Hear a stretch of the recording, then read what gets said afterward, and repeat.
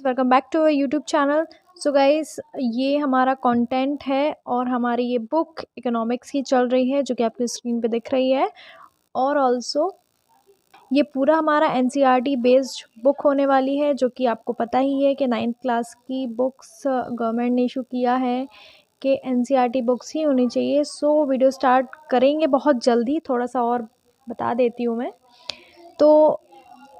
और मैंने अपने यूट्यूब के चैनल में डाल के रखा है, एक ज्योग्राफी का भी डाला है, हिस्ट्री का भी डाला है। सो प्लीज़ होपफुली आप लोग वो भी देख लेना, ठीक है। अच्छी लगे तो please like share and subscribe कर लेना मेरे चैनल को। सो अपन वीडियो स्टार्ट करते हैं, okay. So guys, as we all know, हमारा जो फर्स्ट चैप्टर है the story of the village of Palampur, ठीक है।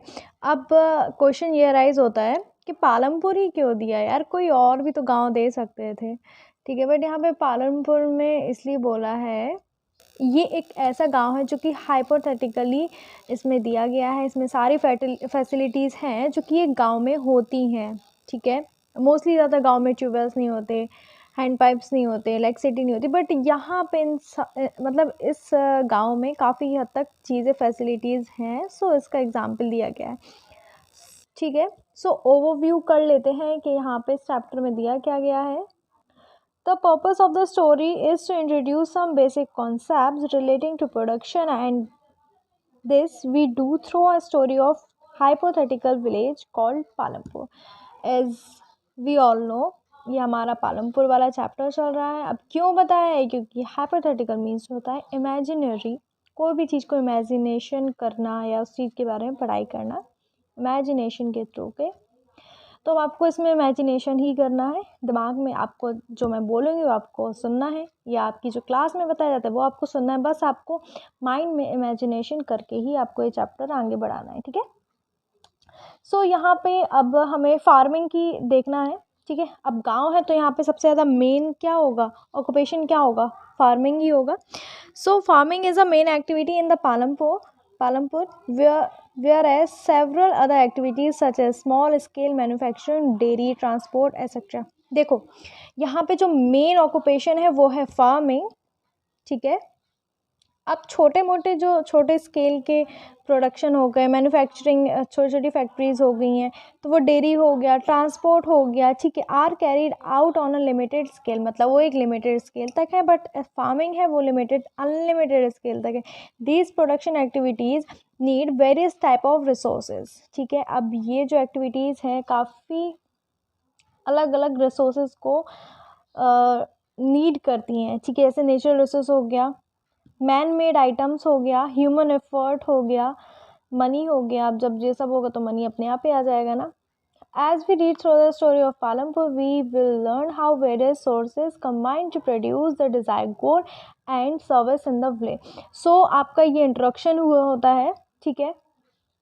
अब यहाँ पे तो ये आपका इंट्रोडक्शन उस पालमपुर विलेज का दिया गया है कि यहाँ पे इतनी फैमिलीज़ थी, यहाँ पे 80 अपर कास्ट फैमिलीज़ थी, उसके बिलो में कुछ और अमाउंट में कम हो गई होंगी, एससी कास्ट की होंगी या ओबीसी कास्ट की होंगी। सो दिस इज़ आपका सिर्फ रीडिंग पोर्शन है, ठीक है। तो अब इसका आगे का ये देखते हैं। सो यहाँ पे Palampur has 2 primary schools and 1 high school, ठीक है। प्राइमरी स्कूल में आपका 8th क्लास तक की आती है और 1 हाई स्कूल मीन्स आपका 10th क्लास तक की स्कूल आते हैं, ठीक है। तो यहाँ पे 2 टाइप के स्कूल दिए गए हैं, ठीक है।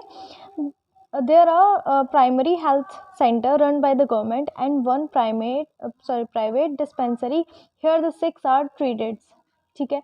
यहाँ पे हॉस्पिटल भी है जो कि एक गवर्नमेंटेड है, मीन्स एक कोई गांव हो गया यार, एक कोई कंट्री बोल दिया, डिस्ट्रिक्ट हो गया, कोई एक टाउन हो, वहाँ पे हर एक गवर्नमेंट अपना एक हॉस्पिटल बना के देते हैं जिससे लोगों का ट्रीटमेंट हो सके। सो पालमपुर गांव में भी ऐसा ही है, एक गवर्नमेंट हॉस्पिटल है और एक प्राइवेट भी है जिसका बीमारों में या फिर कुछ चोट लगने पे, कुछ भी होने पे उनका ट्रीटमेंट हो जाता है, ठीक है। So well developed systems of road transport, electricity, irrigation, schools and health care compare these facilities with those in your nearby village, ठीक है। तो मैंने आपको बताया ये सारी चीज़ें यहाँ पे एक पालमपुर विलेज में दी गई हैं, ठीक है। सो फुली गाइज, आपको इंट्रोडक्शन तो समझ में आया होगा। अब जो मेन चीज़ में पढ़नी है वो क्या है, ठीक है, यही वो मेन पेज है, हाँ और भी है, ठीक है। तो ऑर्गेनाइजेशन ऑफ प्रोडक्शन मीन्स अब एक प्रोडक्शन होता है वो बनता कैसे, उसको ऑर्गेनाइज कैसे करते हैं, ठीक है। तो उसमें वो बताना है, अपन इसमें वो देखने वाले हैं, ठीक है। The aim of production is to produce the good and serve it that we want. मतलब किसी चीज़ का प्रोडक्शन एम बना के चलना और उसको प्रोडक्ट को बनाना गुड एंड सर्विस के लिए होता है जो कि हमें चाहिए, ठीक है। जैसे अगर हम एग्जाम्पल लेते हैं, जैसे हमारे यहाँ पे, मैं महोबा में रहती हूँ, यहाँ पे पान बहुत फेमस है, ठीक है। अगर यहाँ पे पान की अच्छे से खेती हो जाए तो आसपास के जो एरिया वहाँ पे मैं अपना जो पान का बिजनेस है वो एक्सपोर्ट इंपोर्ट कर सकती हूँ ना, तो उससे मनी आएगा और जहाँ पे मैं रहती हूँ वहाँ का थोड़ा सा जो फाइनेंशियल कंडीशन है और अच्छी हो जाएगी, नहीं भी होगी तो अच्छी हो जाएगी, और अगर अच्छी भी होगी तो फिर और अच्छी हो जाएगी, ठीक है। वहाँ पे सिर्फ और अच्छी अच्छी चीज़ें हो सकती हैं, ठीक है। ये एग्जाम्पल हो गया है, ठीक है। अब इसमें 4 रिक्वायरमेंट दिए गए हैं। There are 4 requirement of production of goods and services. तो यहाँ पे फर्स्ट लैंड दिया गया है। The first requirement is land and other nature resource such as water, forest and mineral. So guys आपको ये तो पता होगा ही कि अगर हमें किसी चीज़ का प्रोडक्शन करना है, जैसे आप यहाँ पे देख रहे हो, मैं इसी पिक्चर का एग्जांपल लेके बता देती हूँ। तो देखो, first the requirement is land. अब देखो, ये जो अंकल लोग इतने सारे वर्कर्स लेबर्स हैं यहाँ पे खड़े हुए हैं, लैंड सरफेस पे ही तो खड़े, हवा में तो खड़े होंगे नहीं। अब जब कोई कंपनी हमें बनानी है, ठीक है, या हमें कोई कंपनी को स्टैंड कराना है, ठीक है, प्रोडक्शन के लिए, तो उसके लिए सबसे पहले हमारे पास लैंड होना चाहिए। उस लैंड के लिए कुछ हमारे पास नेचर रिसोर्सेज होना चाहिए, जैसे वाटर, फॉरेस्ट, मिनरल्स, ठीक है। ये आपको समझ में आया। हमारा सेकेंड रिक्वायरमेंट आता है जो कि लेबर है, ठीक है। तो आप इस पिक्चर में देख सकते हो कि अब लैंड का हो गया कि अगर हमें कोई चीज़ को प्रोडक्शन करना है, कोई फैक्ट्री करनी है, ठीक है, तो उसके लिए लैंड की ज़रूरत पड़ती है, कुछ नेचर रिसोर्सेज की ज़रूरत पड़ती है। बट फिर जब उस लैंड की आवश्यकता ख़त्म हो गई, ठीक है, फिर उसके बाद जो उसमें काम करने वाले लोगों की भी तो ज़रूरत होती है, उसको हमारा सेकेंड रिक्वायरमेंट लेबर होता है, ठीक है। That is people who will do the work. Some production activities require highly educated worker to perform necessary task. तो आपको एक फैक्ट्री में वर्कर्स के बारे में पता होगा थोड़ा बहुत, कि जो उनकी क्वालिफिकेशंस अच्छी होती तभी उनको लिया जाता है, एज अ लेबर ही वो वर्क करते हैं, उनको अपनी सैलरी पेड मिल जाती है, तो वो अपना वर्क कंटिन्यू करते हैं, ठीक है। Other activities required worker who can do manual work. Each worker is providing the labour necessary for production, ठीक है। तो यहाँ पे लेबर का काम यही है कि उस चीज़ को प्रोडक्शन में हेल्प करना, डेवलपमेंट करना उस फैक्ट्री में या किसी भी चीज़ में अगर वो वर्क कर रहा है, ठीक है।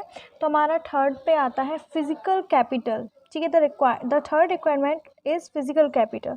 The variety of input requirement at every stage during production, what are the item that come under physical capital, ठीक है। फिजिकल कैपिटल में आपका ये आता है जो जैसे लैंड हो गया आपका, फिर उसके बाद लेबर हो गया, लेबर के बाद जो उस चीज़ में हेल्प करने वाली चीज़, जैसे मशीन हो गया, कुछ रॉ मटेरियल्स हो जाते हैं, वो इसमें फिजिकल कैपिटल के अंडर पे आते हैं। फिजिकल कैपिटल को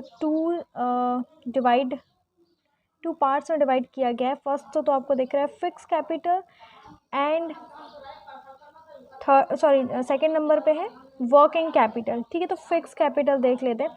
टूल्स, मशीन, बिल्डिंग्स के अंडर पे आता है, ये हमारा पॉइंट ही है ये। Tools and machine range from very simple tools such as farmers plough to sophisticated machines such as generator, turbines, computer, etc. Tools, machine, buildings can be used for in production over many years are called fixed capital. तो आपको ये समझ में आएगा, कुछ machines हैं जो कि हमारे लेबर में काम आती है, जो हमारे फैक्ट्री में वर्कर्स काम करते हैं उनके लिए यूज़फुल होती है, और कुछ ऐसे जो चीज़ें होती हैं जो काफ़ी टाइम लंबे अरसे से वो मशीन हेल्प कर रही है सिर्फ प्रोडक्शन में, तो हमारा फिक्स कैपिटल में आ जाता है वो, ठीक है। तो हमारा वर्किंग कैपिटल देख लेते हैं। Raw material and money in hand production required a variety of raw material such as the earn